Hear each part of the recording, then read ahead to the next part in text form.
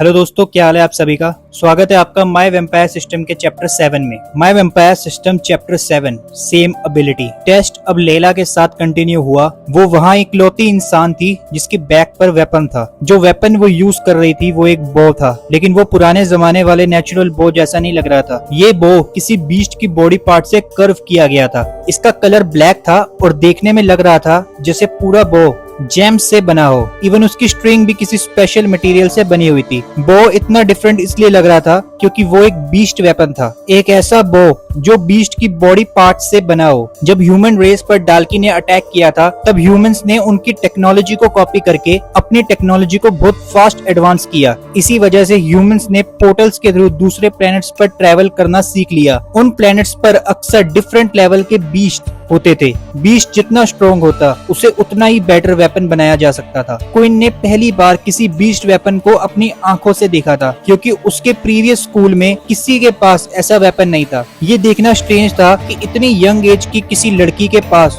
Beast weapon हो, जबकि शायद वो कभी किसी दूसरे प्लेनेट पर भी नहीं गई होगी। लैला फील्ड के सेंटर में जाकर खड़ी हो गई और टेस्ट स्टार्ट होने का वेट करने लगी। क्वीन के टर्न के अनलाइक इस बार टेस्ट तब तक स्टार्ट नहीं हुआ जब तक लैला रेडी नहीं हो गई। क्वीन ऑलरेडी ट्रीटमेंट में डिफरेंस नोटिस कर सकता था। जैसे ही टेस्ट स्टार्ट हुआ, वेस्टलैंड में 5 टारगेट्स अलग अलग जगह अपीयर हो गए। लैला ने इंस्टेंटली 5 एरोज निकाले और एक साथ बो में प्लेस करके एक ही डायरेक्शन में शूट कर दिए। एरोज बहुत फास्ट और पावरफुल स्पीड से निकले, लेकिन फिर सडनली 5 एरोज अलग अलग डायरेक्शन में स्प्लिट हो गए और हर एक अलग टारगेट की तरफ बढ़ने लगा। What a good combo, warden ने कहा। उसके पास टेलीकिनेसिस एबिलिटी है, लेकिन वो काफी वीक है, इसलिए वो अपनी एबिलिटी को बो के साथ कंबाइन करके एरोस कंट्रोल करती है। एक ही इंस्टेंट में सारे टारगेट्स एक साथ हिट हो गए और उसने पहला टेस्ट कंप्लीट कर लिया। क्वीन ने पहली बार देखा कि बीस्ट वेपन्स कितने यूजफुल होते हैं। चाहे तुम्हारी एबिलिटी वीक हो, वेपन उसे स्ट्रॉन्ग बना सकते हैं। क्वीन अभी भी कंप्लीटली श्योर नहीं था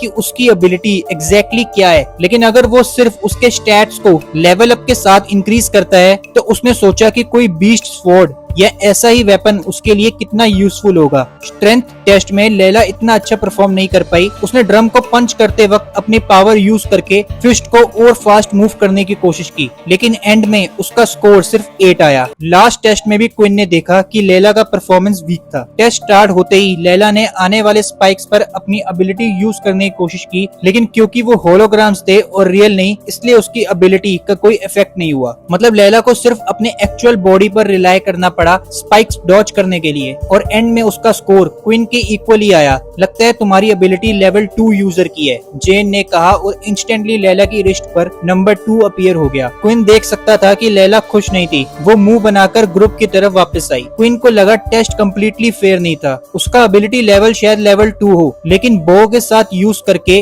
वो इजिली कुछ लेवल 3 या 4 यूजर्स को हरा सकती थी। क्वीन धीरे धीरे समझ रहा था कि एकेडमी सिर्फ तुम्हारी एबिलिटी की पावर लेवल मेजर करती है, तुम्हारी एक्चुअल फाइटिंग एबिलिटी नहीं। अगला टेस्ट देने वाली एरिन थी। वो कॉन्फिडेंटली आगे बढ़ी बिना किसी की तरफ देखे। वो टेस्टिंग फील्ड के सेंटर में खड़ी हो गई और टेस्ट स्टार्ट होने का वेट करने लगी। फिर वेस्टलैंड में 5 रैंडम टारगेट्स अपीयर हुए। एरिन ने इंस्टेंटली एक आइस स्पीयर बनाया और टारगेट की तरफ फेंका, सीधा सेंटर पर हिट करते हुए। उसने ये एक के बाद एक इनक्रेडिबल स्पीड से किया और लगभग लैला जितनी फास्ट स्पीड में सारे टारगेट्स क्लियर कर दिए। अगले टेस्ट में एरिन और भी इम्प्रेसिव थी। उसने दोनों पाम्स में आइस गैदर करना शुरू किया और लगभग 1 मिनट तक पावर कलेक्ट करने के बाद उसके हाथों से एक ह्यूज आइस कॉलम शूट हुआ जो सीधा ड्रम के सेंटर पर लगा। ड्रम पहले से ज्यादा लाउडली रिंग हुआ और नंबर कंटिन्यूअसली इंक्रीज होता गया जब तक वो फाइनली 50 तक नहीं पहुंच गया। नो वंडर वो इतनी कॉन्फिडेंट है, वार्डन ने कहा। क्वीन ने सडनली सोचा कि अच्छा हुआ वार्डन और एरिन के बीच फाइट नहीं हुई, वरना वार्डन अब तक मर चुका होता। फाइनली जब लास्ट टेस्ट आया, इंस्ट्रक्टर ने एरिन को कहा कि वो अपनी एबिलिटी यूज नहीं कर सकती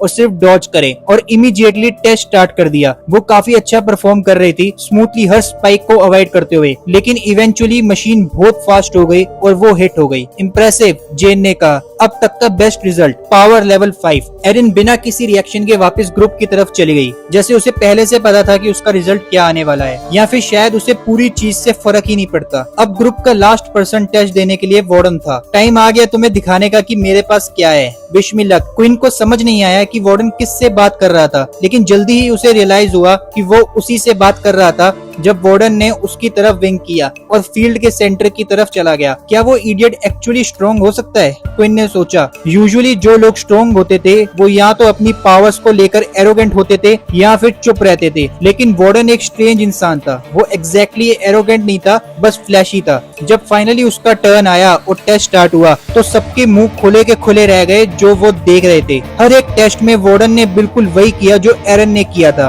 उसने सेम एबिलिटी यूज की, आइज एबिलिटी, और बिल्कुल उतना ही अच्छा परफॉर्म किया। देखा, मैंने कहा था ना कि मैं स्ट्रॉन्ग हूँ, वार्डन ने कहा और अपने नए बेस्ट फ्रेंड क्विन को रिस्ट पर दिखता हुआ नंबर 5 दिखाया। क्विन के माइंड में सिर्फ एक सवाल चल रहा था, आखिर वार्डन की असली एबिलिटी क्या थी। थैंक यू दोस्तों, मिलते हैं नेक्स्ट वीडियो में।